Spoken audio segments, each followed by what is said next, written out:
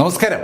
1957 November 16 US-ലെ പ്ലെയിൻഫീൽഡ് എന്ന സ്ഥലത്ത് ഒരാള് സ്റ്റേഷനിലേക്ക് എത്തിയിരിക്കുകയാണ്.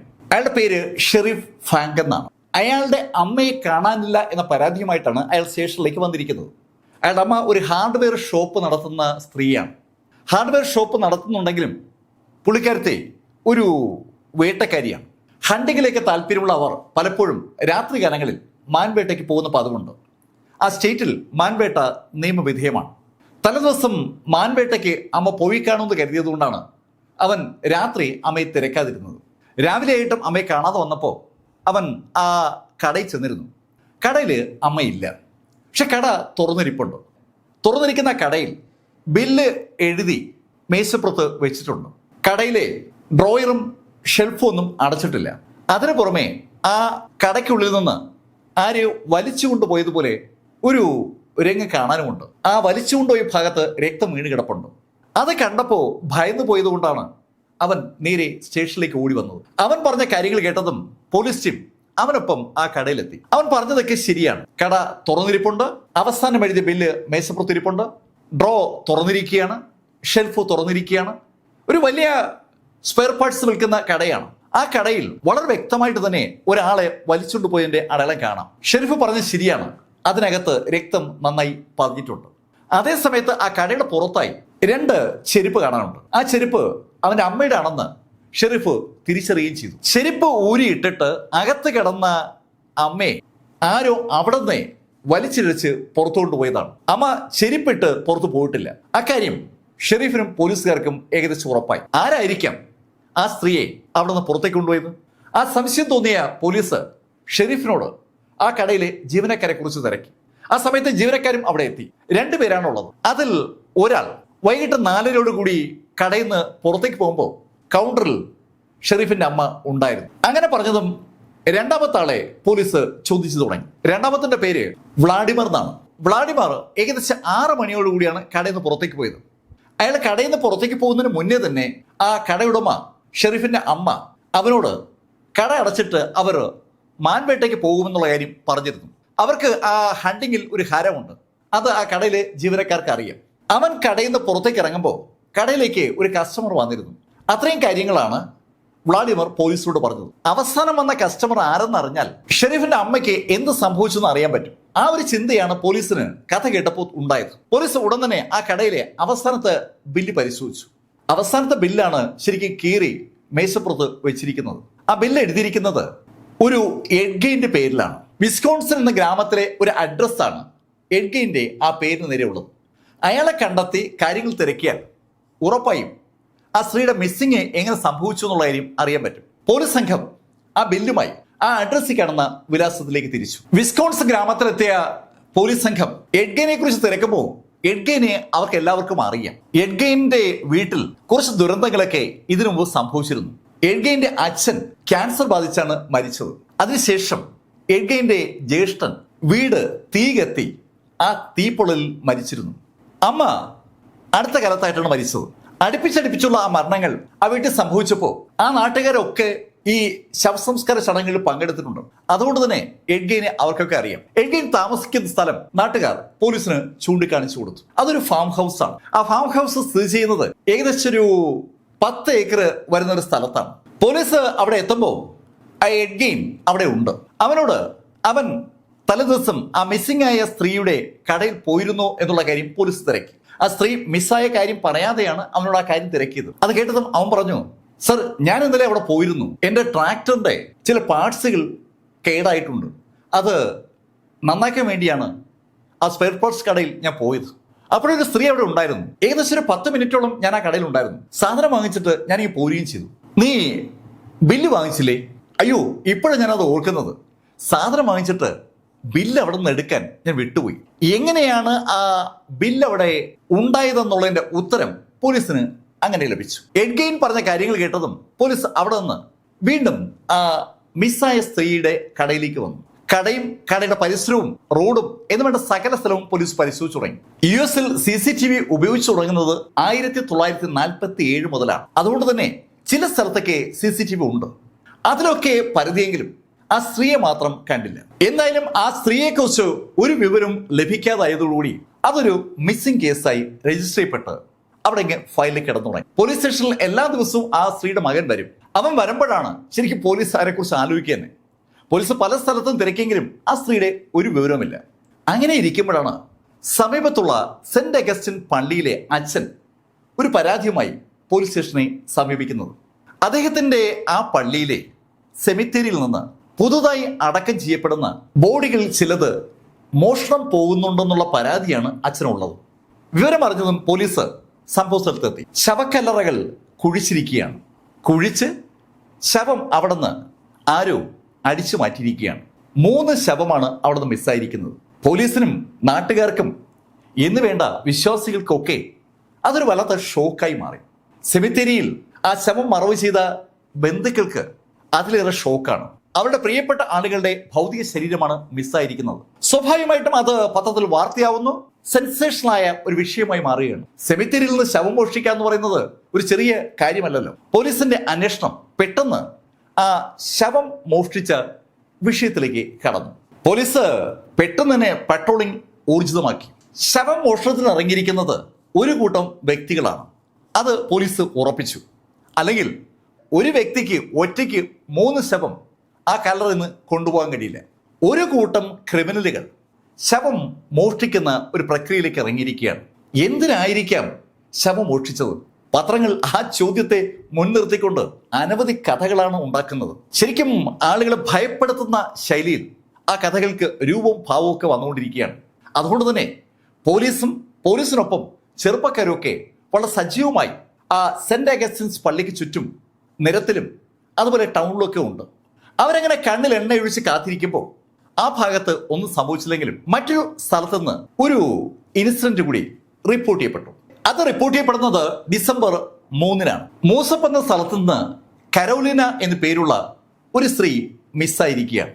ആ സ്ത്രീയുടെ മകൻ ലിയാമും മരുമകൾ ഷെഫിയും കൂടിയാണ് സ്റ്റേഷനിലെത്തി പരാതി പറഞ്ഞത്. അവർ രണ്ടുപേരും വീട്ടിലുണ്ടായിരുന്നു ആ മിസ്സായ അമ്മയ്ക്കൊപ്പം. രാത്രി ഏകദേശം 9 മണിയോടടുപ്പിച്ച് വീടിന്റെ വാതിലുകൾ അടച്ചതിന് ശേഷം അവർ മൂവരും അവരവരുടെ മുറികളിൽ ഉറങ്ങാൻ കിടന്നതാണ്. രാവിലെ ലിയാമിന്റെ ഭാര്യ എണീറ്റു. അതോടൊപ്പം ലിയാമും. രാവിലത്തെ ആദ്യത്തെ പരിപാടി ബെഡ് കോഫി ഉണ്ടാക്കുക എന്നുള്ളതാണ്. ബെഡ് കോഫി ഉണ്ടാക്കിയ ലിയാം ഭാര്യയ്ക്ക് ബെഡ് കോഫി കൊടുത്തതിന് ശേഷം മറ്റൊരു കപ്പുമായി അമ്മയുടെ മുറിയിലെത്തിയതാണ്. അവിടെ എത്തിയപ്പോൾ അമ്മയില്ല. അമ്മയിനി ബാത്റൂമിനെങ്ങാനും പോയി കാണുമോ അങ്ങനെ തോന്നിയത് കൊണ്ട് ലിയാം തിരിച്ച് ഹാളിലേക്ക് വന്നു. ഏകദേശം ഒരു 10 മിനിറ്റ് കഴിഞ്ഞിട്ടും അമ്മയെ കാണാതെ വന്നതും അവൻ ഭാര്യ സ്റ്റെഫിയോട് അമ്മയെ ഒന്ന് നോക്കാൻ പറഞ്ഞു. അവളും ആ മുറിയിലേക്ക് പോയി അവിടേക്ക് നോക്കിയപ്പോൾ അമ്മയില്ല.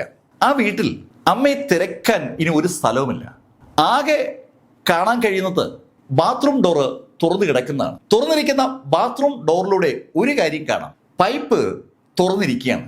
കുറേശ്ശെ വെള്ളം പൈപ്പിൽ നിന്ന് വീഴുന്നുണ്ട്. ആ ബാത്റൂമിൽ ലൈറ്റ് ഇട്ടിട്ടുണ്ട്.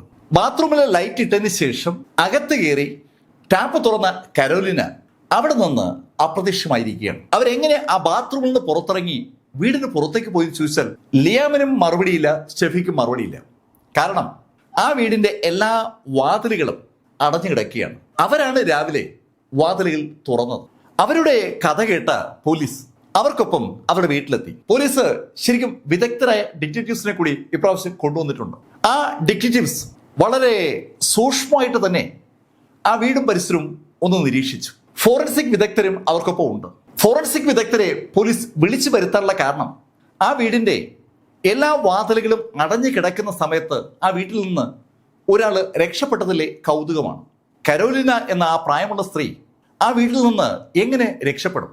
അഥവാ അവര് വാതിൽ തുറന്ന് പുറത്തിറങ്ങിയെങ്കിൽ തന്നെ ആരാ വാതിൽ അടച്ചത്? വാതിലടയ്ക്കാൻ അകത്തുള്ളവർക്കേ പറ്റൂ. അകത്തുണ്ടായിരുന്നത് ലിയാമും ലിയാമിന്റെ ഭാര്യ സ്റ്റെഫിയുമാണ്. അവര് ആ കാര്യം ചെയ്തിട്ടില്ല എന്ന് ഉറപ്പിച്ചു പറയുകയാണ്. പോലീസിനൊപ്പം അവരും കൺഫ്യൂഷനിലാണ്. ശരിക്കും ആ വീടിനൊരു സെക്യൂരിറ്റി ഗാർഡുണ്ട്. പോലീസ് ഉടൻ തന്നെ ആ സെക്യൂരിറ്റി ഗാർഡിനെ വിളിച്ചു വരുത്തി. സെക്യൂരിറ്റി ഗാർഡിനെ കണ്ടപ്പോൾ പോലീസുകാർക്ക് വളരെയൊരു അതിശയം. അത് സാക്ഷാൽ എഡ്ഗെയിനാണ്. നേരത്തെ ആ ഫാം ഹൗസിൽ വെച്ച് അവര് കണ്ട അതേ എഡ്ഗെയിൻ. അവര് പരസ്പരം പരിചയപ്പെടുമ്പോഴേക്കും പോലീസ് എഡ്ഗെയിനോട് ചോദിച്ചു, എഡ്ഗെയിൻ നീ എന്താ ഇവിടെ? സാർ, രാത്രികാലങ്ങളിൽ ഞാൻ ഇവിടെ സെക്യൂരിറ്റിയായി നിൽക്കാറുണ്ട്. എഡ്ഗെയിനോട് ആ സ്ത്രീയുടെ മിസ്സിങ്ങുമായി ബന്ധിപ്പിച്ച് എന്തെങ്കിലും ഇൻഫർമേഷൻ അറിയാവുന്ന തിരക്കിപ്പോൾ അവനൊന്നും അറിയത്തില്ല. പ്രത്യേകിച്ച് ഒരു ശബ്ദവും എഡ്ഗിൻ കേട്ടിട്ടില്ല. ശബ്ദം കേൾപ്പിക്കാതെ ആ വീട്ടിൽ നിന്ന് ഒരു സ്ത്രീയെ അജ്ഞാതരായ ആരോ പൊക്കിക്കൊണ്ട് പോയിരിക്കുകയാണ്. പോലീസും എഡ്ഗൈനും ആ ലിയാമും ഭാര്യ സ്റ്റെഫിയും ഡിറ്റക്റ്റീവ്സും ഇതറിഞ്ഞെത്തിയിരിക്കുന്ന പത്രക്കാരും ഒക്കെ വളരെ കൺഫ്യൂഷനിലാണ്. ഫോറൻസിക് വിഭാഗം ആ വീട് ശരിക്കും വിശദമായി തന്നെ പഠിച്ചു. ആ വീടിന്റെ വാതിലുകൾ തുറന്നതായിട്ട് ഒരു സൂചനയും അവർക്ക് കിട്ടുന്നില്ല. അതുകൊണ്ട് തന്നെ ആ മിസ്സിംഗ് കേസ് പെട്ടെന്ന് തന്നെ ഒരു കോൾഡ് കേസായി മാറി. ഉത്തരം കിട്ടാത്ത ഒരു ചോദ്യമായി ആ മിസ്സിംഗ് അങ്ങനെ നിൽക്കുമ്പോഴാണ് ഒരു റിപ്പോർട്ട് പിന്നെയും വരുന്നത്. മാത്യൂസ് എന്ന പബ്ലിക് സെമിത്തേരിയിൽ നിന്ന് ഡെഡ് ബോഡികൾ കാണാതായിരിക്കുന്നു എന്നുള്ള ഇൻഫർമേഷനാണ് പോലീസിന് കിട്ടിയത്. നേരത്തെ സെന്റ് അഗസ്റ്റിൻ പള്ളിയിലെ സെമിത്തേരിയിൽ നിന്ന് മിസ്സായതുപോലെ ഇതാ മാത്യൂസ് സെമിത്തേരിയിൽ നിന്നും ഡെഡ് ബോഡികൾ മിസ്സായിരിക്കുന്നു. വാർത്ത അറിഞ്ഞതും ആളുകൾ ആ മാത്യൂസ് സെമിത്തേരിയിലേക്ക് അങ്ങ് ഒഴുകിയെത്തുകയാണ്. ശരിക്കും ആളുകളെ അമ്പരപ്പിക്കുന്ന ഓരോ സംഭവവികാസങ്ങളാണ് ആ നാട്ടിൽ അവിടെ എവിടെയായി റിപ്പോർട്ട് ചെയ്യപ്പെടുന്നത്. ആദ്യം ഒരു മിസ്സിംഗ് കേസ്, പിന്നെ കുറെ ഡെഡ് ബോഡികൾ പള്ളിയിൽ നിന്ന് കാണാതാവുന്നു, പിന്നെ ഒരു മിസ്സിംഗ് കേസ്, ഇതാ വീണ്ടും സെമിത്തേരിയിൽ നിന്ന് ബോഡികൾ മിസ്സാവുന്നു. ആളുകൾ സെമിത്തേരിയിലേക്ക് ഓടിയെത്തപ്പോൾ അവർ ആ കാഴ്ച കണ്ടു. ഒരു 3-4 ഡെഡ് ബോഡികൾ അവിടെ നിന്ന് കുഴിച്ചെടുക്കപ്പെട്ടിരിക്കുകയാണ്. ഒരു രാത്രിയിൽ അത്രയേറെ ഡെഡ് ബോഡികൾ കുഴിച്ചെടുക്കാൻ എന്തായാലും ഒരു വ്യക്തിയെ കൊണ്ട് പറ്റില്ല. ഒരു കൂട്ടം ഡെഡ് ബോഡി കള്ളന്മാർ ഇറങ്ങിയിരിക്കുകയാണ്. ഈ വാർത്ത എറിഞ്ഞെത്തിയ പത്രക്കാർ അത് ഈവനിങ് പത്രത്തിൽ വൻ വെണ്ടയ്ക്ക് തന്നെ നിരത്തിക്കൊണ്ട് അടിച്ചിറക്കുകയാണ്.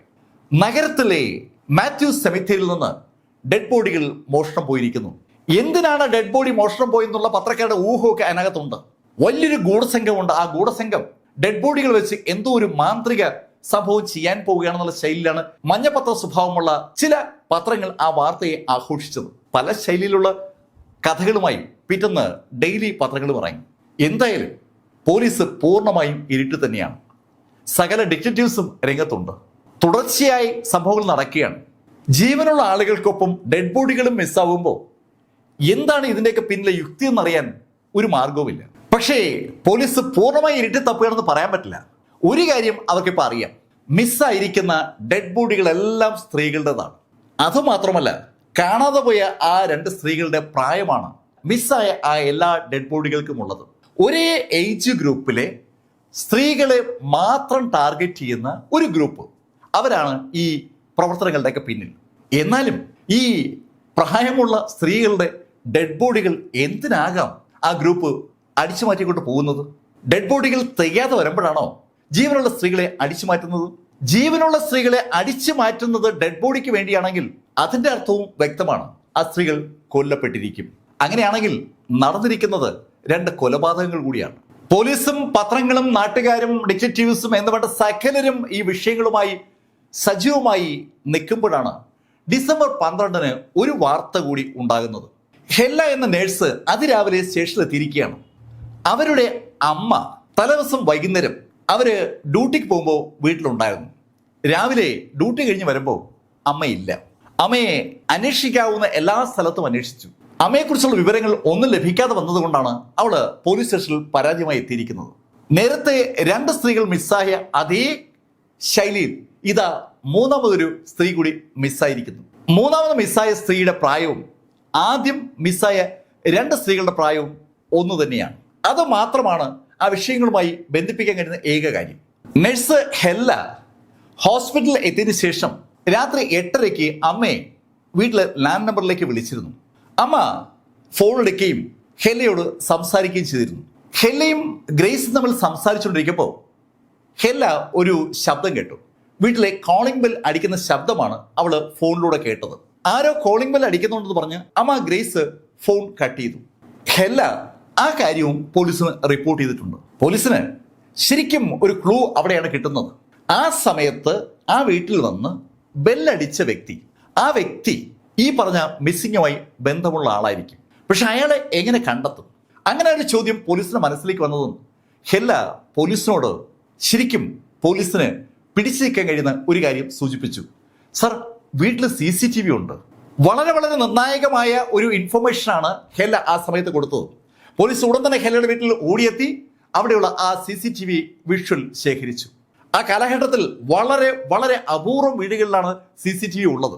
അതുകൊണ്ട് തന്നെ ആ CCTV വിഷ്വൽ പോലീസിന്റെ ഭാഗ്യത്താണ് ലഭിച്ചത്. ആ വിഷ്വൽ പരിശോധിച്ച പോലീസ് ആ വിഷ്വലിന്റെ രൂപം കണ്ട അത്ഭുതത്തോടെ ആ വിഷ്വലിലേക്ക് അങ്ങനെ നോക്കി പോവുകയാണ്. അത് നേരത്തെ 2 തവണ അവർ കണ്ട അതേ വ്യക്തിയാണ്. ആ എഡ്ഗെയിന്റെ വിഷ്വലാണ് ആ CCTV വിഷ്വലിൽ കാണുന്നത്. CCTV വിഷ്വലിൽ കാണുന്ന എഡ്ഗെയിൻ ഒരു തൊപ്പി വെച്ചിട്ടുണ്ട്. അയാളുടെ കോട്ടിന്റെ മുകൾ ഭാഗം അയാൾ മടക്കി മുകളിലേക്ക് വെച്ചിരിക്കുകയാണ്, ഒരു ഹുഡി വെച്ചിരിക്കുന്ന ശൈലി. ആ എഡ്ഗെയിൻ ബെല്ലടിക്കുന്നതും വീടിനകത്തേക്ക് കയറുന്നതും വിഷ്വലിൽ വ്യക്തമാണ്. പിന്നീട് നമ്മൾ കാണുന്ന വിഷ്വലിൽ എഡ്ഗെയിൻ വീണ്ടും വരുന്നുണ്ട്. ആ സമയത്ത് എഡ്ഗെയിൻ ഒരു ചാക്ക് തറയിൽ കൂടി വലിച്ചുകൊണ്ടു പോകുന്നത് കാണാം. ആ ചാക്കും വലിച്ചുകൊണ്ടു പോകുന്ന എഡ്ഗെയിനെ കണ്ടതും ശരിക്കും പോലീസ് അമ്പരപ്പോടെ ആ വിഷ്വലിലേക്ക് വീണ്ടും വീണ്ടും നോക്കി പോവുകയാണ്.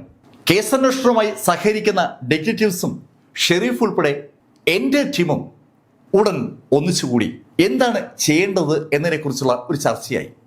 ആദ്യത്തെ സ്ത്രീയെ മിസ്സായ സ്ഥലത്തും എഡ്ഗെയിന്റെ സാന്നിധ്യം ഉണ്ടായിരുന്നു. രണ്ടാമത്തെ സ്ത്രീയെ മിസ്സായ സ്ഥലത്ത് സെക്യൂരിറ്റി ഗാർഡായി എഡ്ഗെയിനുണ്ട്. മൂന്നാമത്തെ സ്ത്രീയെ മിസ്സായ സ്ഥലത്ത് ഒരു ചാക്കം വലിച്ചുകൊണ്ടു പോകുന്ന ശൈലിയിൽ എഡ്ഗെയിനെ കാണാനുമുണ്ട്. ഈ മിസ്സായ സ്ത്രീകളുമായി എഡ്ഗെയിന് എന്തൊക്കെയോ ബന്ധമുണ്ട്, അത് ഉറപ്പാണ്. എഡ്ഗെയിന്റെ വീട്ടിൽ ചെന്ന് എഡ്ഗെയിനെ പൊക്കണം. അത് ഉറപ്പായതും പോലീസ് സംഘം എഡ്ഗെയിന്റെ വീട്ടിലേക്ക് തിരിച്ചു. പോലീസ് സംഘം എഡ്ഗെയിന്റെ വീട്ടിലെത്തുമ്പോൾ അവിടെ എഡ്ഗെയിൻ ഇല്ല. എഡ്ഗെയിൻ സ്ഥലത്തില്ല എന്ന് മനസ്സിലായതും പെട്ടെന്ന് പോലീസിന് ഒരു ഐഡിയ. എഡ്ഗെയിൻ വരുന്നതിന് മുമ്പ് ആ വീട് ഒന്ന് പരിശോധിച്ചാലോ?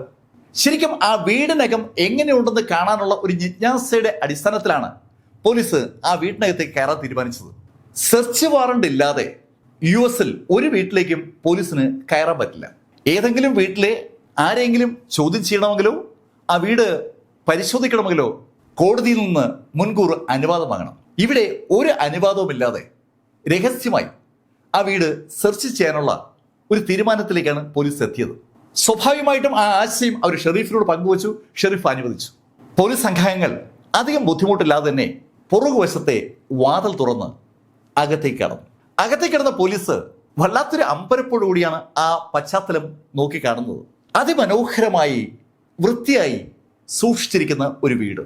വീടിന്റെ പുറകുവശത്തു നിന്നാണ് അവരകത്തേക്ക് വരുന്നത്. മുൻവശം വരെയുള്ള എല്ലാ മുറികളും ഭംഗിയായി അടുക്കി ചിട്ടയായി സൂക്ഷിച്ചിരിക്കുകയാണ്. കിടക്കയും വസ്ത്രങ്ങളും ഡൈനിങ് ടേബിളും സോഫ ഉൾപ്പെടെയുള്ള ഫർണിച്ചർ വേണ്ട എല്ലാ സാധനങ്ങൾക്കും അതിൻ്റെതായ ഒരു വൃത്തിയും കൃത്യതയുമുണ്ട്. ഒരു സെന്റിമീറ്റർ പോലും ഒരു സാധനവും അങ്ങോട്ടോ ഇങ്ങോട്ടോ മൂവ് ചെയ്തിട്ടില്ല. പാത്രങ്ങളിരിക്കുന്ന ഷെൽഫാണെങ്കിലും കിച്ചൺ ആണെങ്കിലും ക്ലീൻ ആയിരിക്കുകയാണ്. നല്ല വൃത്തിയും വെടിപ്പുമുള്ള കക്ഷിയാണല്ലോ ഈ എഡ്ഗെയിൻ. അങ്ങനെ ഒരു തോന്നൽ സ്വാഭാവികമായും ആ ഒറ്റ കാഴ്ച തന്നെ അവരുണ്ടാക്കുകയാണ്. അങ്ങനെ അവർ നടന്നു വരുമ്പോൾ ഒരു മുറി പൂട്ടിക്കിടക്കുന്നത് അവരുടെ ശ്രദ്ധയിൽപ്പെട്ടു. അവര് ആ മുറി തുറന്നു. ആ മുറിയിലേക്ക് കാലെടുത്ത് വെച്ച പോലീസിന്റെ അതുവരെയുള്ള നിഗമനങ്ങളും വിലയിരുത്തലുകളൊക്കെ അടിമുടി മാറുന്നത് ആ നിമിഷത്തിലാണ്. കാലെടുത്ത് വെക്കുമ്പോൾ തന്നെ അതിനകത്തുനിന്ന് ഒരു മുഷിഞ്ഞ ഗന്ധം വരികയാണ്, ഒരു നാറ്റം. അതുമാത്രമല്ല, ആ മുറി ആകെ അലങ്കോലമായി കിടക്കുകയാണ്. അത് എഡ്ഗെയിന്റെ മുറിയാണെന്ന് ഒറ്റ നോട്ടത്തിൽ വ്യക്തവുമാണ്. എല്ലാ മുറികളും വൃത്തിയായി സൂക്ഷിക്കുന്ന എഡ്ഗെയിൻ അവന്റെ മുറി മാത്രം എന്തേ ഇങ്ങനെ അലങ്കോലമാക്കിയിട്ടിരിക്കുന്നത്? അതൊരു ചോദ്യമാണ്. ആ ചോദ്യത്തിൽ ഒരു ഉത്തരമുണ്ടെന്നുള്ളൊരു തോന്നൽ പെട്ടെന്ന് പോലീസിനുണ്ടായി. പോലീസ് ആ മുറി മുഴുവൻ ഇങ്ങനെ പരിശോധിച്ചു തുടങ്ങി. പല കാര്യങ്ങളും അവിടെ കാണുന്നുണ്ട്. പലതും നമ്മളെ അമ്പരപ്പിക്കുന്നതാണ്. അതിൽ ഏറ്റവും അമ്പരപ്പ് തോന്നിയത് ചുവരിലുള്ള ഒരു ഫോട്ടോകളുടെ കൊളാഷാണ്. ആ കൊളാഷിലുള്ളത് മുഴുവൻ സ്ത്രീകളുടെ ഫോട്ടോകളാണ്. ഡിറ്റക്റ്റീവ് സംഘവും ഷെരീഫ് ഉൾപ്പെടെയുള്ള പോലീസ് സംഘവും ആ ഫോട്ടോകളുടെ മുന്നിൽ ശരിക്കും സ്തംഭിച്ച് അങ്ങനെ നിന്നു പോവുകയാണ്. ഷെരീഫ് 2 കൈയും ഇരുവശത്തും കുത്തി ആ ഫോട്ടോയിലേക്ക് അങ്ങനെ സൂക്ഷിച്ചു നോക്കുകയാണ്. കാരണം അദ്ദേഹത്തിന് ആ ഫോട്ടോകൾ ചിലത് തിരിച്ചറിയാൻ പറ്റുന്നുണ്ട്. ഈ കഴിഞ്ഞ ദിവസങ്ങളിൽ മിസ്സിംഗ് എന്ന് രേഖപ്പെടുത്തപ്പെട്ട സ്ത്രീകളുടെ ഫോട്ടോകളാണ് അദ്ദേഹം കണ്ടത്. അതിനു പുറമെ അദ്ദേഹത്തിന് ഞെട്ടിച്ച മറ്റു കാര്യം കൂടിയുണ്ട്. മാത്യൂസ് സെമിത്തേരിയിൽ നിന്നും സെന്റ് അഗസ്റ്റിൻ സെമിത്തേരിയിൽ നിന്നും മിസ്സായ ആ ബോഡികൾ ആരുടേതൊക്കെയാണെന്ന് അതാത് ബന്ധുക്കൾ ഷെരീഫിനെ അറിയിച്ചിരുന്നു. അവരുടെയൊക്കെ ഫോട്ടോകൾ ഷെരീഫിന്റെ കൈവശമുണ്ട്. ആ ഫോട്ടോകൾ ഇതാ ഒരിക്കൽ കൂടി ഷെരീഫ് കാണുകയാണ്. സെന്റ് അഗസ്റ്റിൻസ് പള്ളിയിലെ സെമിത്തേരിയിൽ നിന്ന് മിസ്സായ എല്ലാവരുടെയും ഫോട്ടോകൾ അവിടെ ആ കൊളാഷിലുണ്ട്. അതുപോലെ മാത്യൂസ് സെമിത്തേരിയിൽ നിന്ന് മോഷ്ടിക്കപ്പെട്ട ബോഡികളുമായി ബന്ധപ്പെട്ട ഫോട്ടോസും. ഇതിനും പുറമെ 23 വേറെ ഫോട്ടോകളുമുണ്ട്. അതും സ്ത്രീകളുടെ ഫോട്ടോകളാണ്. ഈ എല്ലാ ഫോട്ടോകൾക്കുമുള്ള ഒരു സാമ്യത എന്താണെന്ന് ചോദിച്ചാൽ എല്ലാം ഏതാണ്ട് ഒരേ പ്രായത്തിലുള്ള സ്ത്രീകളാണ്. ഒരേ പ്രായത്തിലുള്ള കുറേയേറെ സ്ത്രീകളുടെ ഫോട്ടോകൾ അവിടെ കൊളാഷാക്കി വെച്ചിരിക്കുകയാണ്.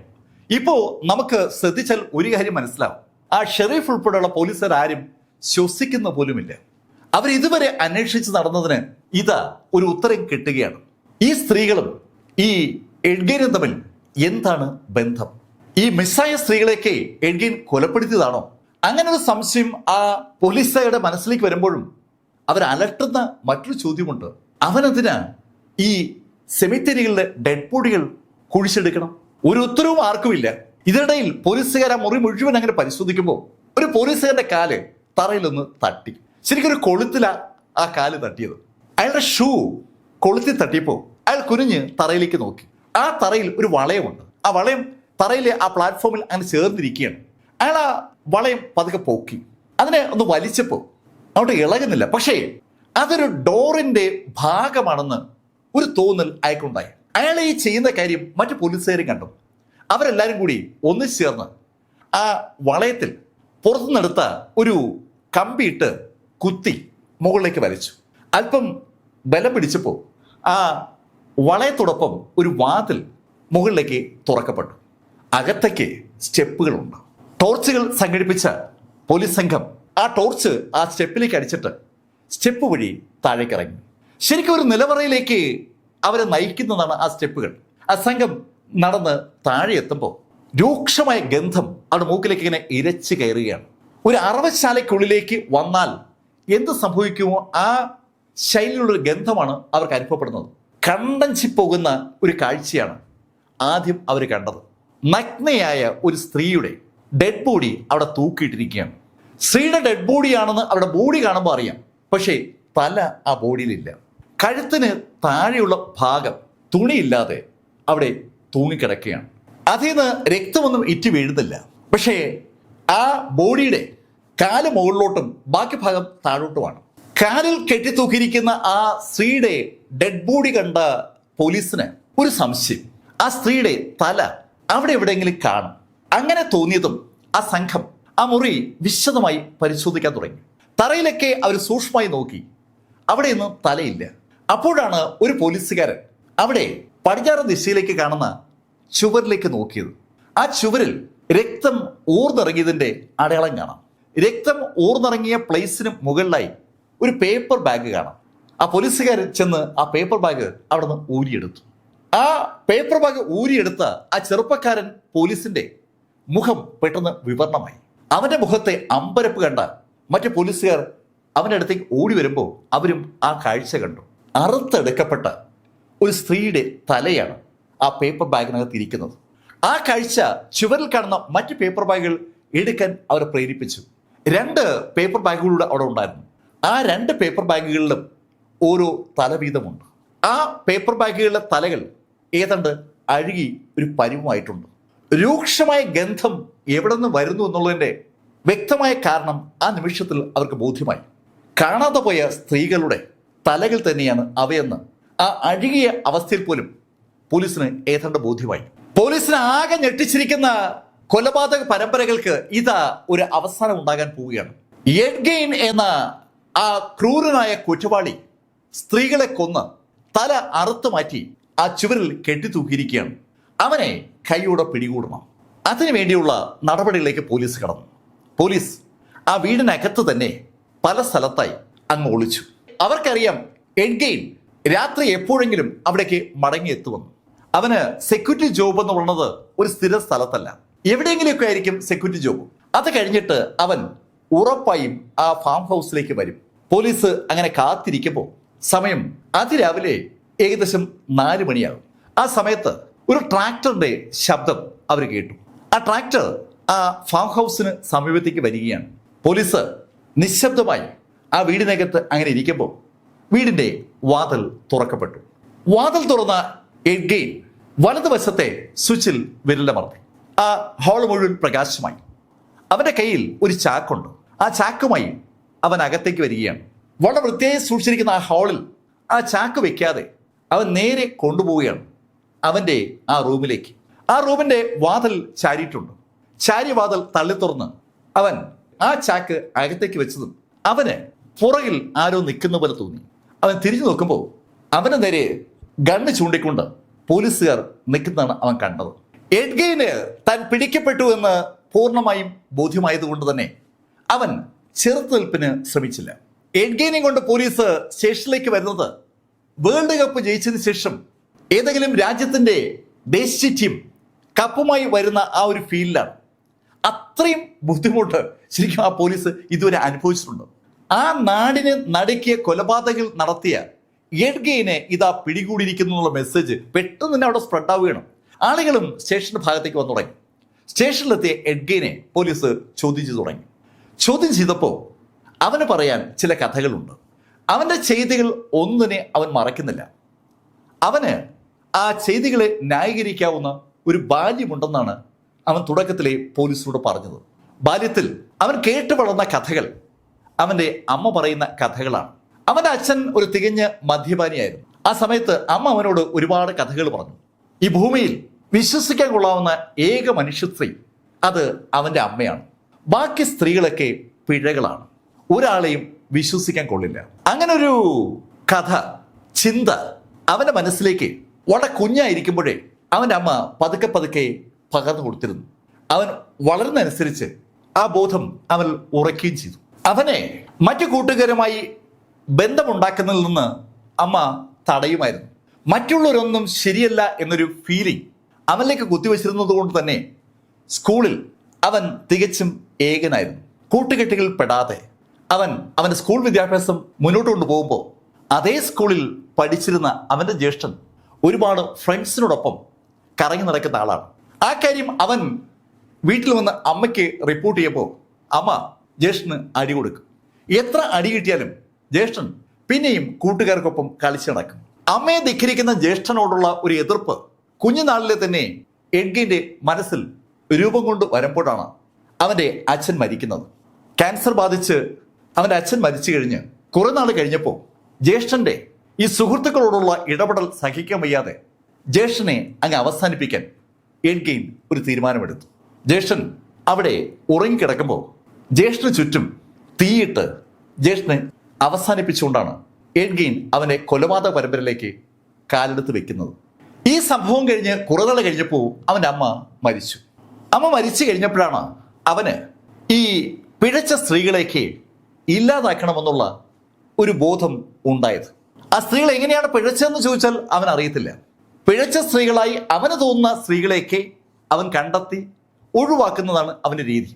പിഴച്ച സ്ത്രീകളായി അവൻ കരുതുന്നത് ഒറ്റയ്ക്കൊക്കെ പിടിച്ചു നിൽക്കുന്ന കുടുംബങ്ങളിലെ ഗൃഹനാഥകളെയാണ്. കരുത്തുള്ള സ്ത്രീകൾ അവര് കുഴപ്പക്കാരാണ്. അവരെ ഇല്ലാതാക്കുക എന്നുള്ളതാണ് അവൻ്റെ ദൗത്യം. അത് അവനെ ഏൽപ്പിച്ചിരിക്കുന്നത് അവൻ്റെ അമ്മയാണ്. അവൻ സ്വയം അങ്ങനെ വിശ്വസിച്ചു തുടങ്ങിയാൽ അമ്മയ്ക്ക് വേണ്ടി ആ സ്ത്രീകളെ മുഴുവൻ ഇല്ലാതാക്കാൻ തീരുമാനിച്ച അവൻ ഓരോ സ്ത്രീകളെയായി അവൻ്റെ ആ ഫാം ഹൗസിലെ ആ മുറിയിലെത്തിച്ച് നിലവറിലെത്തിച്ച് അവരെ അങ്ങനെ കൊന്നുകൊണ്ടിരിക്കുകയായിരുന്നു. അവനെ ഈ കഥ അങ്ങനെ പറഞ്ഞപ്പോൾ പോലീസ് അവനോട് ചോദിച്ചു, നീ എന്തിനാ സെമിത്തേരിയിൽ നിന്ന് ആ ഡെഡ് ബോഡികൾ മോഷ്ടിച്ചത്? പോലീസിന് ആ വിഷയത്തിൽ ഒരു ക്ലാരിഫിക്കേഷൻ വേണമല്ലോ. സർ, അത് പഠിക്കാൻ വേണ്ടിയാണ്. പഠിക്കാനോ? അതെ സർ, ഞാൻ ഈ സ്ത്രീകളെ കൊല്ലുന്നതിൽ ഒരു ഗവേഷണം നടത്തിക്കൊണ്ടിരിക്കുകയാണ്. അപ്പോൾ പുതിയ പുതിയ കൊലപാതക രീതികൾ പഠിക്കാൻ ഞാൻ കണ്ട എളുപ്പമാർഗം ഡെഡ് ബോഡികളാണ്. ആ ഡെഡ് ബോഡികൾ വിവിധ ശൈലിയിൽ എനിക്ക് കൊലപാതകങ്ങൾ പരീക്ഷിക്കാമല്ലോ. അതിനുവേണ്ടി ഞാൻ ഈ ശവക്കല്ലറകളിൽ നിന്ന് ഡെഡ് ബോഡികൾ കുഴിച്ചെടുക്കുന്നതാണ്.